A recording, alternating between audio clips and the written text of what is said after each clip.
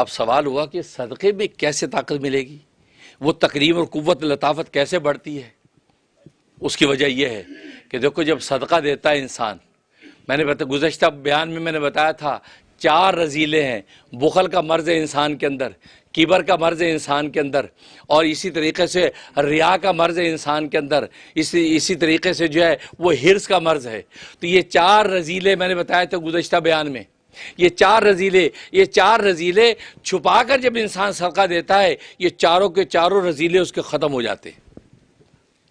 جب نفس سے صدقہ دیتا ہے تو صدقہ دینے سے بخل ختم ہو جاتا ہے، کیونکہ بخل کے اندر تو انسان اپنے مال کو چھپا کے رکھتا ہے، دینا نہیں چاہتا۔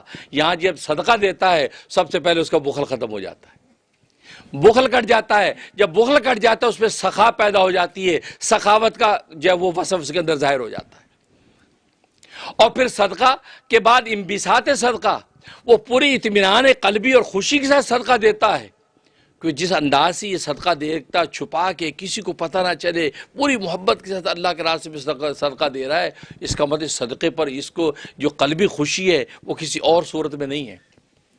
تو گویا کہ انبساط صدقہ، ایک تو صدقہ دینے پر بخل ختم ہوا، اس کو سخاوت مل گئی، اور پھر اس نے جس خوشی کے ساتھ صدقہ دیا ہے، جس خوشی کا صدقہ دیا ہے، اس کی وجہ سے اس کے اندر سے حرص ختم ہو گئی۔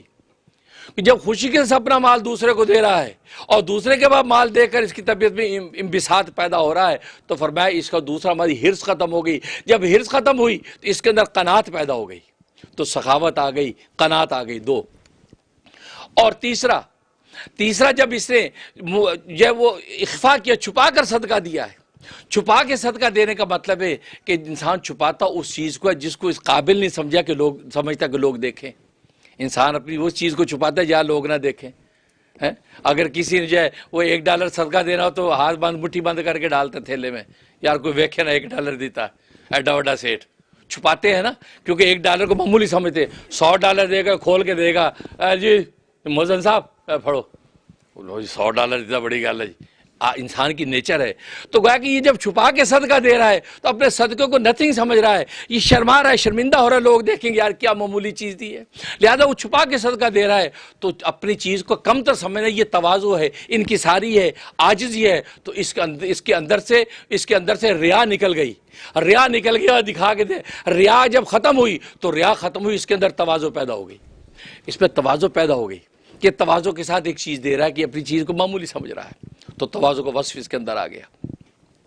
اس کے بعد مبالغہ کیا، مبالغہ مطلب اتنا چھپایا، ایک ہاتھ سے دیا دوسرے ہاتھ کو خبر نہیں ہوئی، حدیث سے فرمایا اتنا چھپا کے صدقہ دیتا ہے، ایک ہاتھ سے دیا دوسرے ہاتھ کو خبر نہیں ہوتی۔ اس نے جو مبالغہ کیا ہے، اس مبالغہ کرنے میں اس کے کبر کی اصلاح ہو گئی، تکبر کی اصلاح ہو گئی، کیونکہ اس کا تعلی جو آگ کی وجہ سے پیدا ہوئی تھی اور کبر پیدا ہوا تھا، اس کا کبر ٹوٹا۔ جب کبر ٹوٹا ہے، اس نے اپنے آپ کو اتنا زیادہ کم تر سمجھ کے دیا ہے، تو کبر ٹوٹا تو اس کی جگہ پہ اللہ تبارک و تعالیٰ اس کے اندر اخلاص پیدا کر دیا، اور یہ اخلاص پیدا ہوا تو 4 برائیاں ختم ہو کر 4 وصف پیدا ہو گئے۔ اس میں اخلاص پیدا ہو گیا، اس کے اندر تواضع پیدا ہو گئی، اس کے اندر قناعت پیدا ہو گئی، اس کے اندر سخاوت پیدا ہو گئی صرف صدقہ دینے سے۔ فرمایا اور ان 4 مہینوں کو اللہ نے ایسا رکھا ہے کہ آپ اگر غور کریں، ان 4 مہینوں میں جو عبادتیں ہیں وہ ساری عبادتیں مال کی عبادتیں ہیں۔ دیکھو رمضانوں میں آپ زکوٰۃ دیتے ہیں، مال کی عبادت ہے۔ پھر حج کی تیاری کرتے ہیں، حج مال کی عبادت ہے، مال خرچ ہوتا ہے۔ اور پھر روزہ رکھتے ہیں، روزے بھی مال۔ اب سحری کسی کو کھلاتے ہیں، مال خرچ کر رہے ہیں۔ افطاری کسی کو کھلاتے ہیں، مال خرچ کر رہے ہیں۔ تینوں عبادتیں مالی عبادتیں ہیں، تینوں کی تینوں مالی عبادتیں بنتی ہیں۔ تو مال ان 4 مہینوں میں جب آپ نے خرچ کیا کھلے دل سے، تو اللہ تبارک و تعالیٰ نے آپ کے چاروں جو اخلاق ذمیمہ ختم کر کے اخلاق حسینہ پیدا کر دیے۔ جب اخلاق حسینہ پیدا ہوئے تو انسان ایسا ہو گیا کہ دنیا میں اللہ تبارک و تعالیٰ نے اس کے لیے جنت کا فیصلہ کر دیا۔ اسے ان مہینوں میں خرچ کرو زیادہ زیادہ، تبھی تو حدیث میں آتا ہے افطار کراؤ، روزہ افطار کرو، بھلے ایک لسی کے گھونٹ سے کیوں نہ ہو، بھلے کھجور سے کیوں نہ ہو، کیونکہ انفاق جب خرچ کرنا ہے تو ایک گھونٹ بھی اگر لسی کا آپ نے دے دیا، پانی کے گھونٹ بھی دے دیا، فرمایا وہ بھی انفاق کے اندر لکھا جائے گا، اور آپ کا وہ رذیلہ ختم ہو کر اللہ تبارک و تعالی اس کے اندر اوصاف فضیلہ پیدا کر دیں گے۔ اس لیے عبادتیں 2 ہی ہیں، ایک بدن کی عبادت، ایک مال کی عبادت۔ اگر بدن کی عبادتوں میں کوتاہی ہے تو مال خوب خرچ کیا کرو، کیونکہ مال کے ذریعے سے پھر تم شرمندہ نہیں ہوگے۔ نمازیں لنگڑی لولی ہیں، روزے ٹوٹے پھوٹے ہیں، لیکن مال خرچ کرنے کی عادت ڈالو، زیادہ زیادہ خرچ کرو۔ اللہ نے یہ موقع دے رکھا ہے، زیادہ زیادہ جب خرچ کرو گے، ہر چھوٹے بڑے دینی اور اچھے تقاضے میں خرچ کرو گے، ہر بیوہ یتیم کے سر پہ ہاتھ رکھ کے تھوڑا بہت خرچ کرو گے، فرمایا اس مال کی وجہ سے روز معاشر میں جب پیش ہوگے، اللہ تبارک و تعالیٰ اپنے حقوں کو معاف کر کے اس مال کے خرچ کی وجہ سے جنت عطا فرما دیں گے۔ اس حدیث میں آتا ہے وہ تاجر جو دیانت داری سے تجارت کرتا ہے، اس کا حشر کر روز قیامت میں نبیوں کے ساتھ ہوگا۔ مال کی وجہ سے تو ہو رہا ہے۔